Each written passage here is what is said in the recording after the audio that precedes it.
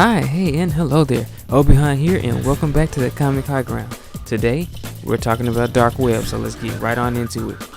We start off by seeing Ben Reily and his girlfriend Janine walking through the streets of New York on Christmas. All of a sudden, they run into Peter Parker and Mary Jane, which is an immediate red flag already because we know what's going on with those two right now. Nope, not gonna get on that rant. Anyway, Peter starts demanding Ben give him back what's his, and he snatches off his hair while laughing all maniacally.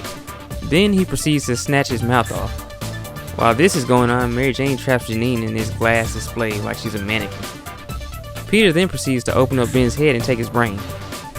Then Ben wakes up and we figure out that he was in a dream. Well, of course he was in a dream. Well, you know what? We are in comics, so I guess people snatching people's mouths off and opening their heads and stuff is normal in this realm. Anyway, Madeline, who was nearby, then proceeds to let Ben know that it's time to put this plan of theirs into motion. We then go to Peter, where he and a bunch of his friends are all attending this party to celebrate Harry Osborn's birthday. And it's at this point where we see that Mary Jane is there, and she's talking to Miss Osborn and Carly Cooper. After a quick chat with them, Mary Jane approaches Peter and asks him about a coffee that he had been asking her to have with him for a while. By the way, Peter and MJ are still in this weird place because MJ does mention having a ceasefire since they're at Harry's party. Peter goes to get the coffee, and when he does, he finds out that Norman has already paid for it. They have a nice talk about Harry and Norman's feelings about what he did to Harry and everything that's happened with him.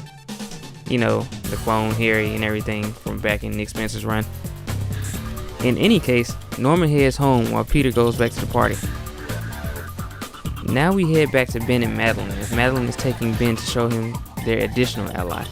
This ally being none other than Eddie Brock's Venom.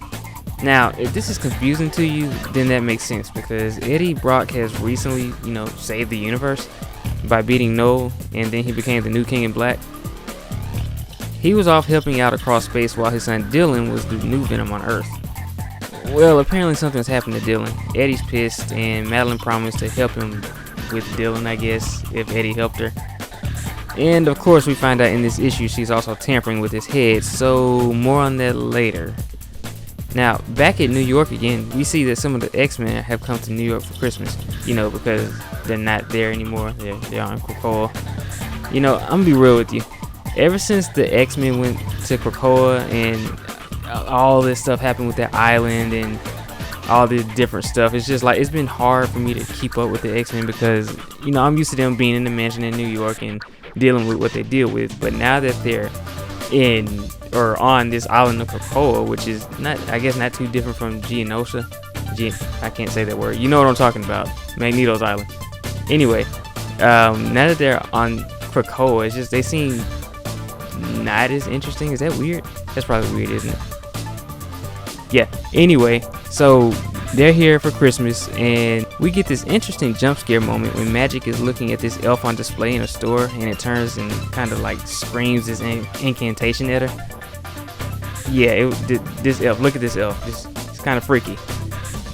It's crazy because his face changes into this monstrous expression with fangs and glowing eyes, but Magic kind of looks at it like, well, that was weird.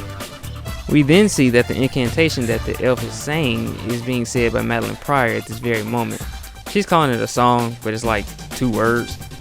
Janine likes the song for some reason, and Ben's just kind of like, whatever. Madeline continues the incantation while playing a piano, and we see what is happening. She's morphing things in New York City, and it's like these inanimate objects are becoming monsters. Like we see this carriage that people are riding in, and it turns into this creature and is basically trying to eat them. This immediately alerts Peter's spider sense, and by alerts I mean like really sets it off. Peter looks like he's in pain by how much his spider sense is going off. And not only does it alert him, but the X-Men as well. Magic can hear it, and Cyclops asks what's going on. Magic tells him that he's not gonna like it, and she's not wrong. Good old Magic, keeping it real. Now, Peter runs off to suit up, and when he gets a higher vantage point, he sees the ensuing chaos. While this is going on, the X-Men are on ground level trying to fight off the creatures. Cyclops remarks that giving a woman calling herself the Goblin Queen the keys to Limbo wasn't a great idea. And yeah, he's not wrong about that either. Scott Summers, keeping it real. And if you're confused about that, basically, Magic kind of gave Madeline Pryor the benefit of the doubt, letting her kind of rule over Limbo, I guess. But yeah, that's another story. Now, back at Limbo, man, we are going back and forth from Limbo to New York a lot. Anyway, we see that Ben has already ran off to do his part of the mission without even telling his teammates, and Madeline is pretty amused by this. And what is Ben's dastardly mission, you might ask? Well, we cut to Norman, who's watching the news, and he's kind of looking like, damn, maybe I should help. But before he can decide, Ben Reily pops up and is like, yo, remember me? To which Norman responds that Ben sounds like Peter. And when Ben Reily tells him who he is and that he remembers him, it's at this point that Norman is basically like, oh damn. He tries to summon his golden goblin gear and Ben smacks him. The glider does come in and distracts Ben temporarily while Norman suits up. Norman then talks some noise for a little bit until Ben Reily is like, yeah, that's nice armor.